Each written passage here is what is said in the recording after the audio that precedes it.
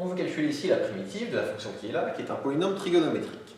On a vu au semestre 1 que pour calculer des primitives de polynômes trigonométriques, on peut linéariser ce polynôme, puis grâce à ça, on pourra calculer facilement une primitive. Alors là, quand on voit les puissances, 3 ça peut aller, mais fois un cosinus puissance 8, linéariser ce polynôme, ça va être un peu long, un peu pénible. Donc là, on ne va pas faire ça pour le coup. Parce qu'on a de la chance, c'est qu'on a dans notre polynôme trigonométrique une puissance qui est impaire. Ici, on a 3 qui est impair. Et donc, grâce à une astuce qu'on voit en cours, on va pouvoir s'en sortir. Alors 3 étant un nombre impair, qu'est-ce qu'on va faire? Le 3 il est sur le sinus x, du coup on pose u égale cosinus x. Donc attention, pour faire l'inverse. Comme le 3 sur le sinus, on pose u égale cosinus. Si j'avais une puissance impaire sur le cos, j'aurais posé u égale sinus. Donc attention à bien inverser.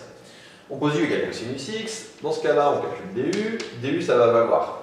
Donc dérivée de cosinus x, c'est moins sinus x dx. Et maintenant, on va s'utiliser autre chose.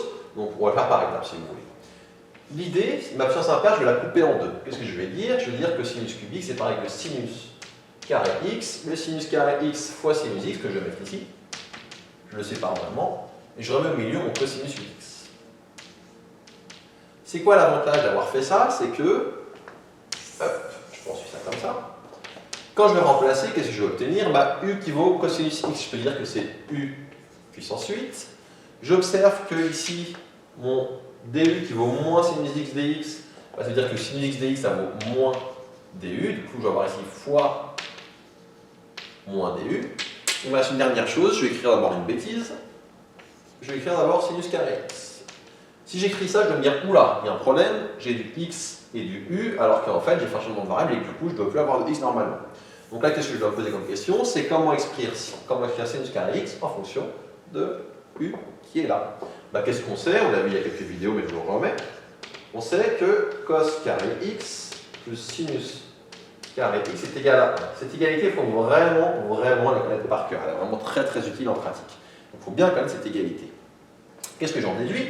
J'en déduis que cosinus carré x, ça vaut 1 moins sinus carré x. Et donc c'est ce qui m'intéresse. Hein. Moi je voulais sinus carré x, du coup ça me donne, pardon, je suis en train de le faire à l'envers. Ce qui m'intéresse c'est sinus carré x, donc je vais hop, inverser les rôles. J'en déduis que sinus carré x, ça vaut 1 moins cosinus carré x. Et comme moi si je voulais c'est ça, sinus carré, je vais écrire c'est donc 1 moins cos carré x, c'est-à-dire u au carré. Et donc je vais remplacer ici par 1 moins u au carré. On poursuit. Qu'est-ce que ça va donner? Le moins qui est là, je le sors devant. Je vais avoir une primitive de 1 fois u puissance 8, ça fait u puissance 8, moins u2 fois u puissance 8, ça fait u puissance 10.